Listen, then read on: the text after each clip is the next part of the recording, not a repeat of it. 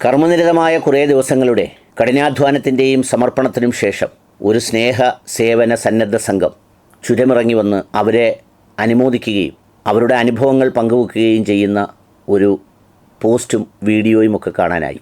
അത് മറ്റാരുമല്ല, വൈറ്റ് ഗാർഡാണ്. ഈ സ്നേഹസേവന പ്രവർത്തനങ്ങളൊക്കെ നെഞ്ചോട് ചേർത്ത് വെച്ച് അംഗീകരിക്കുമ്പോഴും അത് ചെയ്യുന്ന ഒരു സമൂഹവും അവരുൾപ്പെടുന്ന ഒരു സാമൂഹ്യ വിഭാഗത്തെ കൂടി ലീഗ് അതിൻ്റെ പ്രാധാന്യത്തോടെയും സ്നേഹത്തോടെയും ചേർത്ത് വെക്കേണ്ടത് വളരെ അത്യാവശ്യമുള്ള കാര്യമാണ്. കാരണം 1000 മതപ്രഭാഷണങ്ങളെക്കാൾ 1000 നേതാക്കളെക്കാൾ ഹൃദയമുദ്ര ചാർത്താൻ ഇവരുടെ ഓരോ പ്രവൃത്തിക്കും ഓരോ നിമിഷത്തിനും കഴിയുമെന്നുള്ളത് മറന്നുപോയിക്കൂടാത്തതാണ്. അതിനെക്കുറിച്ചാണ് എനിക്ക് പറയാനുള്ളത്.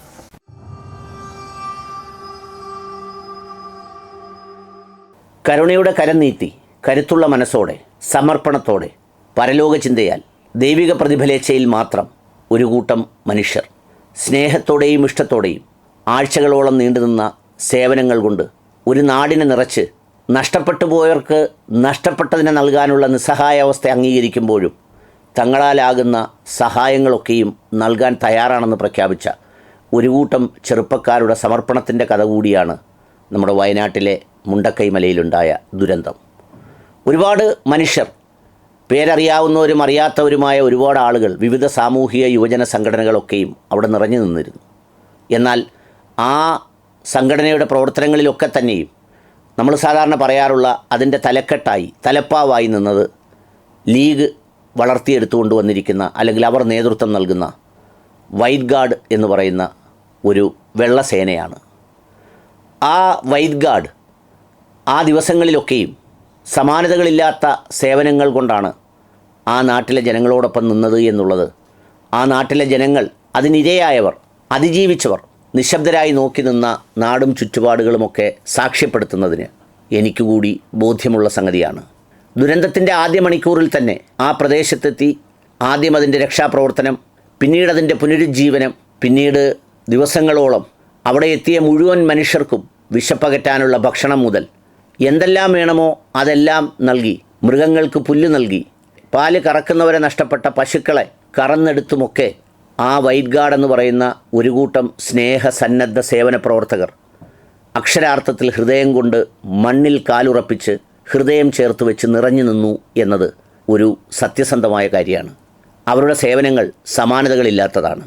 മുസ്ലിം ലീഗ് എന്ന രാഷ്ട്രീയ പാർട്ടിയുടെ നേതൃത്വം ഏറ്റവും ഹൃദയപൂർവ്വം ചേർത്ത് വെക്കേണ്ട സാമൂഹിക ബന്ധങ്ങളുടെ ശൃംഖലയിലെ അവസാന കണ്ണികളിൽ വരാവുന്ന ഒരുപാട് മനുഷ്യർ ഈ കൂട്ടത്തിലുണ്ടാവും.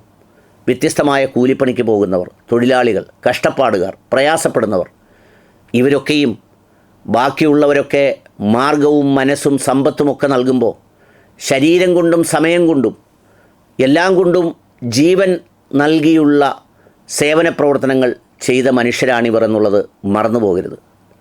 ഇവരെ കൂടി കരുതേണ്ടത് വളരെ ആവശ്യമുള്ള കാര്യമാണ്.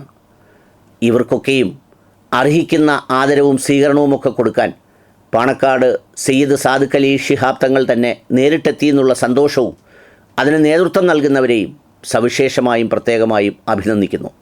വ്യത്യസ്തമായ ദുരന്ത മേഖലകളിലൊക്കെ ഇത്തരം സ്നേഹമുദ്രകളുമായി എത്തുന്ന സേവന പ്രവർത്തനങ്ങളാണ് ഏറ്റവും വലിയ ദഅവത്തും അതോടൊപ്പം തന്നെ ഏറ്റവും വലിയ ദീനീ സേവനവും ഏറ്റവും വലിയ സാമൂഹിക സേവനവും.